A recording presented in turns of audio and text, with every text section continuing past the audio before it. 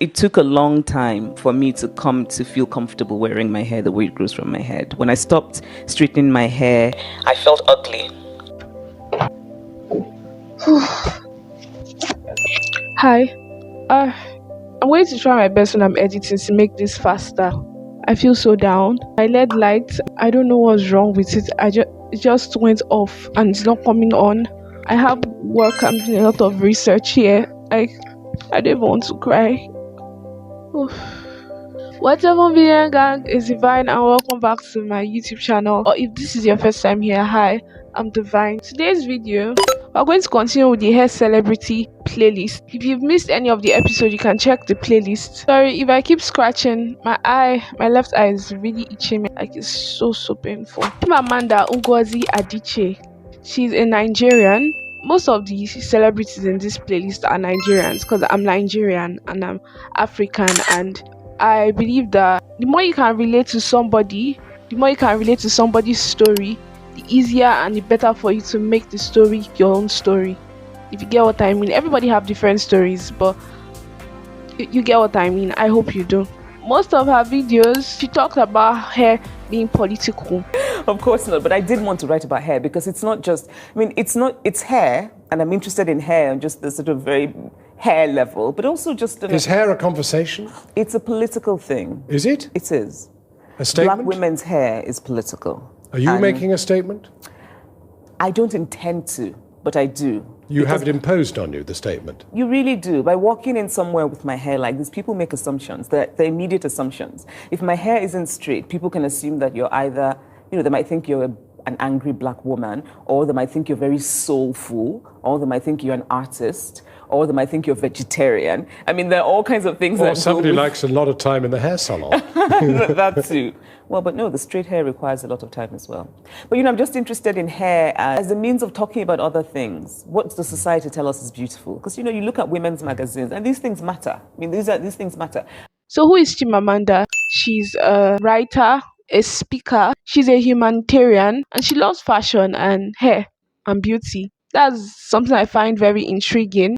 And she's quite young, very acclaimed, successful scholar. One thing I know for sure in almost literally all the videos, because I watch a lot of the videos, and most of the videos available of her are like hours long. My eye. Oh wow, I must do this video, Holy Ghost. So she wrote half of The Yellow Sun. I don't know if you've watched the movie. I actually haven't watched the movie. I know literally all about that movie. I remember when that movie came out, I was like in high school or about to enter university also. Based on the Biafra War, and she's Igbo, and in the civil war in Nigeria, the southeastern part versus northern part of Nigeria. She was born 1977, which is like 7 years after. She talked about how she just left a present, how the war took like her two grandfathers. A lot of controversial things, but very inspirational things too. She talked about how if Michelle Obama wore her afro hair when Barack Obama contested for election, he probably wouldn't have won the election. And I'm glad she met Michelle Obama. Beyonce has featured her in her videos, in her song as an intro or something. She has had the opportunity to partner with a lot of people, both in beauty and fashion and speaking at universities. She has received a lot of honorary degrees, a lot. When I'm telling you a lot, like from different universities. She has had the opportunity to work with different fashion designers, Nigerian, African fashion designers, and that's I really love that. I love that so much for her, where she has gotten to, for her to still want to give back. That's very, and I believe she's very young for what she has achieved. She's just 46 years now. So she has achieved a lot. She's into humanitarianism. She does a lot of trainings for upcoming writers. She's definitely somebody you should read about if you want to get inspired to write, or you're an aspiring writer or speaker. Her story is very inspirational. Most of her novels like Americana, Half of the Yellow Sun, Purple Hibiscus, she writes fictions but she aligns her stories with other people's stories. And being a black girl, I won't call it the black girl because I'm Nigeria, like everybody's black, literally, even the people that are not black. I know I talked about Beverly Naya in this episode and her talking about skin in her documentary, but Yeah, in Africa, we don't make things about race. We make things more about gender, religion, and skin color, not race. But over there, they are more on race ish than skin color. And she's always, every opportunity she gets, and that's why I kept her first. Every opportunity she gets, she always talks about hair. Like I said, she's a very, very Afrocentric person when it comes to hair. You will see her style her hair in different ways and different patterns. And that's literally, if you check out the playlist, the previous episodes, you'll notice that most of the people I'm talking about, they are hair icons. Like, people know them. People might know them for their crafts. Like, she's a writer, she's a speaker.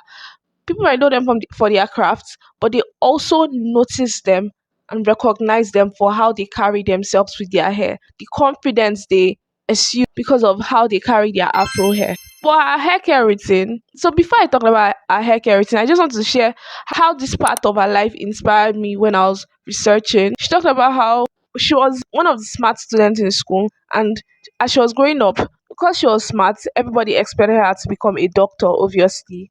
And she actually didn't really want to become a doctor. And so her, she has been writing for a long time, like since when she basically understood how to speak and write. So she really wanted to be a writer. But she was like, if she wanted to like use one stone to like kill two birds, she'll become a psychiatrist and she will write about the stories of her patients and she isn't that funny? But at the end of it all, she got into medical school and she quit medical school. And people were like, do you know how hard it is to get into medical school and you just left it on the platter? And she applied for a scholarship and she got a scholarship, and that's how she wrote her SAT and she moved to the US. Whoever is watching this, like, I'm filming this on my Android phone without my LED lights, with a boil on my eye, literally. But yeah, the main thing is that you tried, and that's what she said. To her, people were saying she was brave, but to her, she was trying. And sometimes the hardest thing is just to try.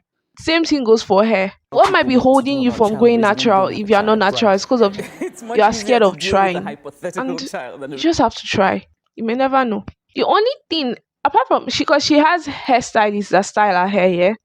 But apart from the hairstylist, the only comment I got regarding her hair care routine in what I saw, she uses coconut oil on her hair when it's wet. Women find it difficult to maintain natural I don't think hair. that's true at all. You were going to give Because her I the speak from straightforward experience, answer. yeah. Yeah. I've had natural hair for 10 years.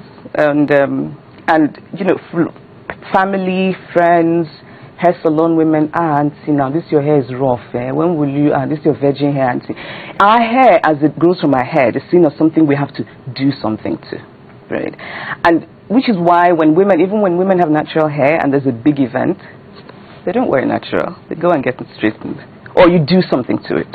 It's them. But I do think that we should talk about why our hair is something we have to do something to.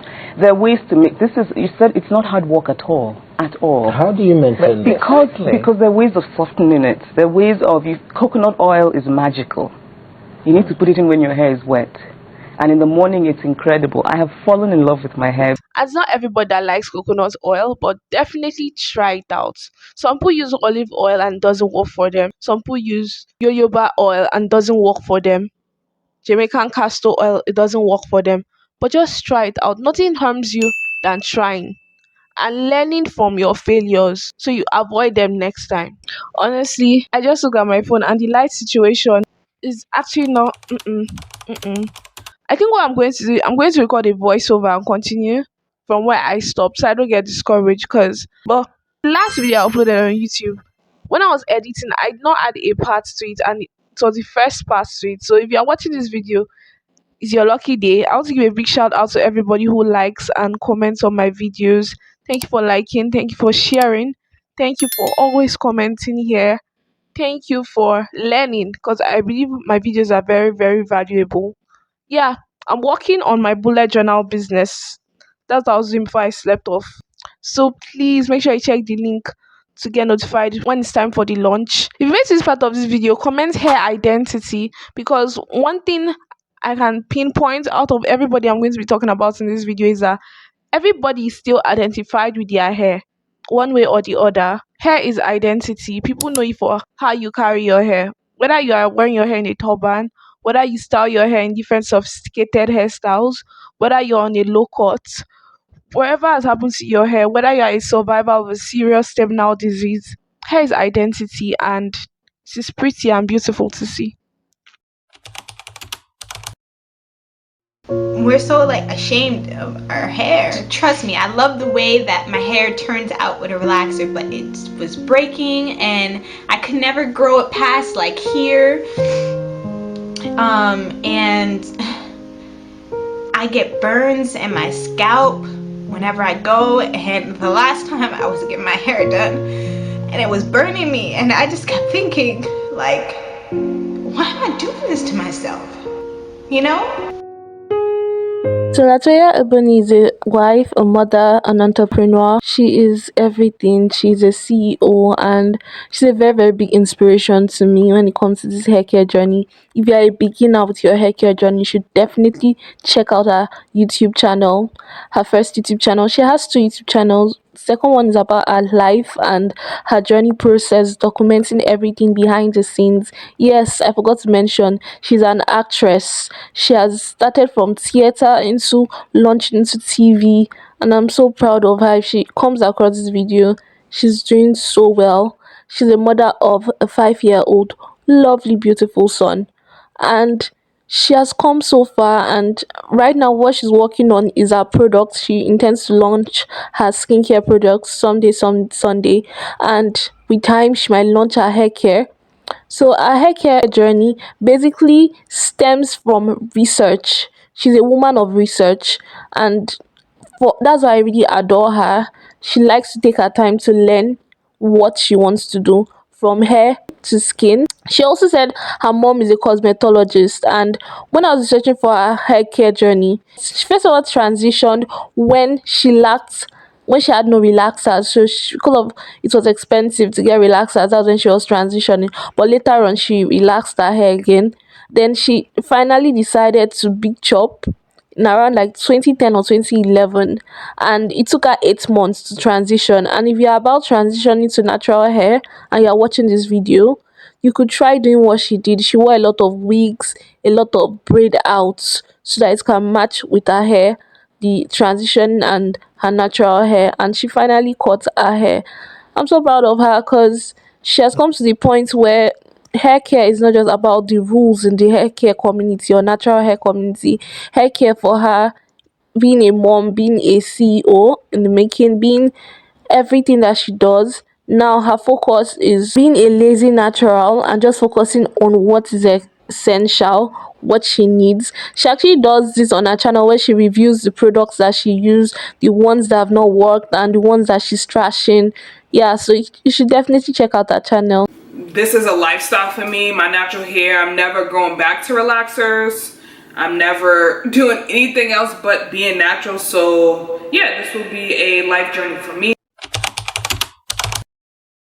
BubsBee is another YouTuber influencer that I've always wanted to talk about because she's very consistent.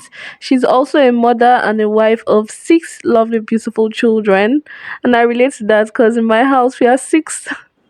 So they're a family of 8 just like us. And yeah, she does a lot of tutorials. She's more of a tutorial person than a tips or advice person. I love the fact that her hair is not a burden for her. Her hair is just she has accepted and it has become part of her.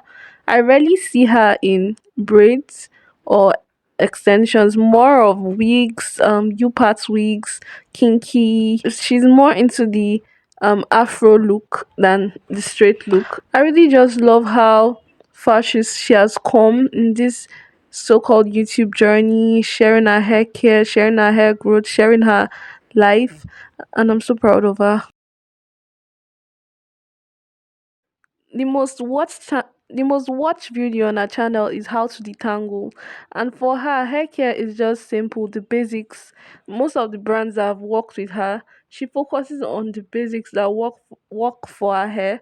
She focuses on basic cleansing, basic moisturizing, and basic detangling. Hi, my name is TemiOtedola.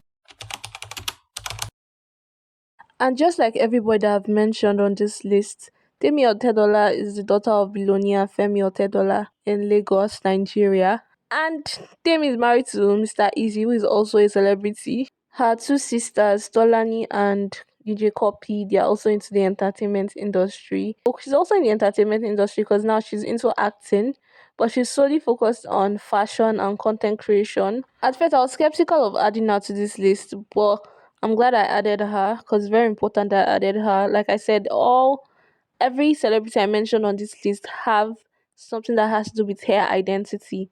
And for Temi, people recreate her hairstyles. People actually recreate the hairstyles that she does.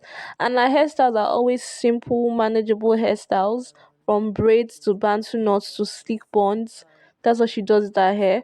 She also dyes her hair. She has a hairstylist. She's consistent with her hairstylist, and for her hair care is as simple as possible.